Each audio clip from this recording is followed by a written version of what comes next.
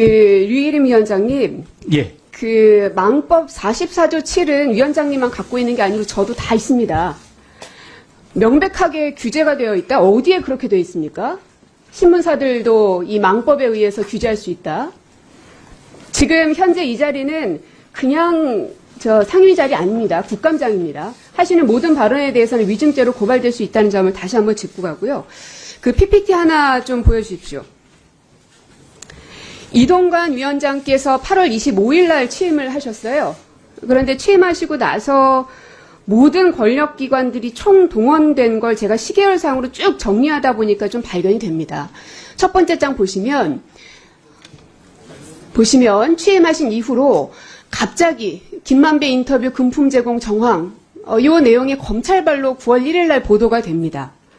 그동안에 이 사건이 언론에서 이슈화 됐던 거는 벌써 한참 전인데도 불구하고 참 희한하죠. 그러더니 바로 9월 4일에는 국민의힘에서 뉴스타파 폐간이란 발언이 나왔고요. 그 다음엔 대통령실에서 강한 반응을 보입니다. 그리고는 방심위 여당 추천위원들이 긴급 심의안건으로 상정을 시도하죠. 그리고는 방통위가 가짜뉴스 근절 TF 가동을 발표합니다.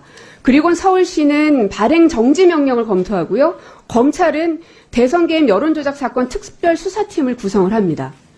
그야말로 검찰, 대통령실, 정당, 서울시 모든 기관들이 다 총동원되어 있는데 보니까 검찰이 언론에 흘려서 게임 시작을 알리고 정당과 대통령실 등 정치권은 펌핑을 하고 방통위나 방심위 지자체 등은 손발 역할을 하면서 실행에 옮기고 방통위원장님이 기술자 나는 아니라고 말씀하셨지만 지금 이것만 보더라도 역시 기술자다운 면모가 있으시다 하는 생각이 듭니다.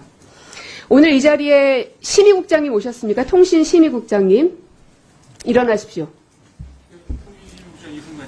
네, 지금까지 앞으로 나오세요. 지금까지 주요 경력들을 보니까 통신심의기획팀장을 지내셨던데 심의 업무와 관련된 경험들이 좀 있으신가 봐요? 네, 통신심의와 관련해서 얼마나 경험하셨습니까? 청소년 보호팀장, 정보문화보호팀장, 통신심의기획팀장을 역임한 바 있습니다. 그러니까 통신심의 관련해서 얼마 정도나 하셨냐고요? 약 20년이 좀 넘습니다. 네, 그러면 잘 아시겠네요. 인터넷 신문이 방심위 심의 대상에 올랐던 과거 전력이 있습니까? 있는지 없는지만 말씀해 9월 주십시오. 이전에는 없었습니다. 네, 9월 13일 법무팀에서 이 인터넷 신문 사업자가 유통하는 인터넷 기사가 방심위의 심의 대상에 들어가는지 법무팀에 심의 요청하셨죠? 공식적으로 심의 요청한 것은 아니고요. 그러면 개인적으로 하셨어요? 아닙니다. 9월 13일 날 법무팀에 의견이 있었고 일주일 후에 또 다른 입장에서 보는 법무팀 의견이 있었습니다. 두 가지가 있었습니다. 네, 들어가십시오. 네. 류일임 위원장님. 예.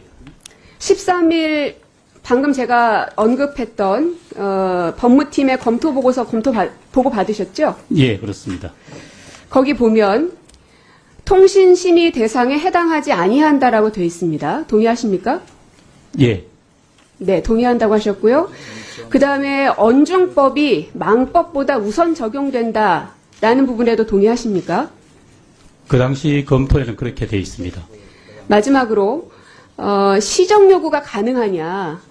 근데 여기 검토 보고서에는 명확한 근거 규정이 없이는 할 수 없기 때문에 시정 요구를 할 수 없다라고 되어 있습니다. 알고 계시죠? 예, 알고 있습니다. 네. 제가 지금 말씀드린 것처럼 앞서서 통신심의 대상에 해당하지 않는다에 대해서 동의한다고 말씀하셨어요. 예, 그런데 20일 날 방심위 법무팀에서 그 검토 보고한 내용에는 정반대입니다. 제가 읽어드릴게요. 인터넷 신문 사업자가 정보통신망을 통해 유통하는 인터넷 기사는 위원회 통신심의 대상에 해당함. 어떻게 설명하실래요? 그 위원님께서 지적하신 대로 우리가 두 차례 법적 검토를 거쳤습니다. 아시다시피 법원 판결도 1심 판결이 다르고 2심 판결이 다르듯이. 자, 왜죠? 왜 두 번이나 검토를 받으셨어요? 첫 번째 거로 만족이 안 되셨습니까? 아닙니다. 심의 대상에 해당하지 않는 것에 동의하신다면서요. 아니, 그런데요. 네. 저희들이 법적 검토를 두 개를 거쳤는데 저희들이 선택한 것은 법무팀에 두 팀이 있습니까? 아닙니다. 변호사 2명이 있습니다. 아, 예, 각각의 변호사가- 잠시만요. 예, 예. 그럼 13일에 검토한 변호사와 20일에 검토한 변호사가 다른 사람입니까? 예, 그렇습니다. 아, 그래서 두 사람의 의견을 13일과 20일에 받았다. 예, 예. 그러면 둘 다 이따 오후에 불러주십시오. 아시겠죠? 알겠습니다. 네. 예. 그러면 20일 날 보고받은 내용을 가지고 21일 날 발표를 하셨어요. 인터넷 신문은 심의 대상에 포함된다고. 왜 그걸 택하셨습니까? 아까도 말씀드렸지만은 저희들은 인터넷 기사도 원칙적으로 전기통신 회선을 통하여 일반하게 공개되어 유통되는 정보에 해당 방통위법 21조 사항과 관련해서 통신 심의 대상에는 포함될 수 있으나 다만 심의와 제가 내용을 관련해서 물은 게 아니고요. 예. 13일과 20일에 완전히 180도 다른 검토 보고서가 나왔는데 위원장이 무슨 근거로 20일에 검토 보고서를 채택해서 그것으로 실행을 하셨냐고요. 갈수록 인터넷 언론의 영향이 커지고 있는데 13일에 검토 보고서는 왜 안 맞다고 생각하십니까? 근데 1차적으로 검토고요. 2차적으로 다시 아까 검토한 조금 전에 결과 위원장께서 통신심의 대상에 되느냐, 해당되지 않는다에 동의하셨잖아요. 1차적으로 그렇게 생각했는데 지금은 마음이 2차적으로 바뀌셨어요. 예, 2차적으로 다른 변호사의 의견이 그렇게 나왔기 때문에 적극적으로 해석한 겁니다. 왜 1차 변호사와 2차 변호사가 다릅니까?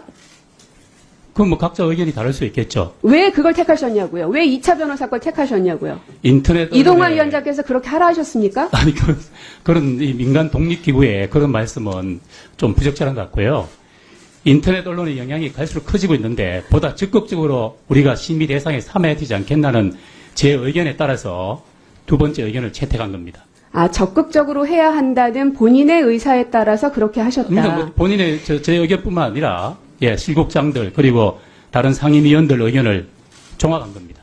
알겠습니다. 그러면 지금 방심위 사무처 조직도상 결제 라인이 이렇게 됩니다. 법무팀장, 그 다음에 기조실장, 그 다음에 사무총장 직무대행, 그 다음에 위원장이시죠? 예, 맞죠?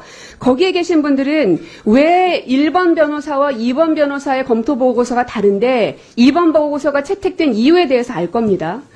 아무런 이유 없이 그냥 위원장이 직권으로 내가 이게 더 마음에 든다. 2번이 훨씬 내 마음에 땡긴다 한다고 해서 되는 거 아닙니다. 그렇죠? 그렇죠. 거기에 대한 법적 책임 지셔야 되고요. 예. 이동관 위원장께 제가 요청하겠습니다. 네. 국감 이후에 저희 과기부 차원, 과방위 차원에서 감사를 요구할 수도 있지만 이것은 명백하게 13일과 20일이 완전히 다른 검토 보고서가 나온 겁니다. 왜 이렇게 됐는지 혹시나 외압이 있었던 것은 아닌지 의심이 되지 않을 수가 없어요. 왜냐하면 180도 다르기 때문에. 그래서 이동관 위원장께서 방심위에 감사원 감사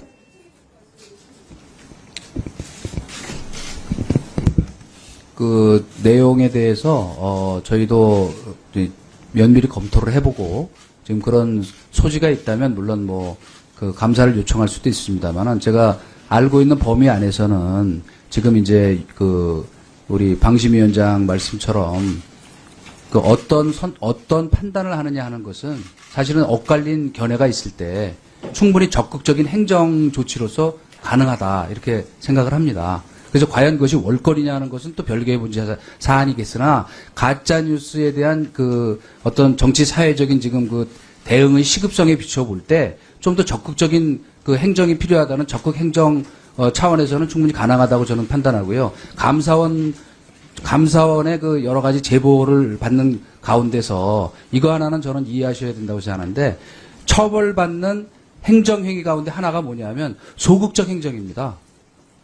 월권도 물론 처벌을 받지만 그러니까 그런 의미에서 본다면 이거는 적극적인 해석과 적극적 행정을 한다는 차원에서 한 그 예. 말하자면 처분이라고 생각하고 예, 있습니다. 수고하셨습니다.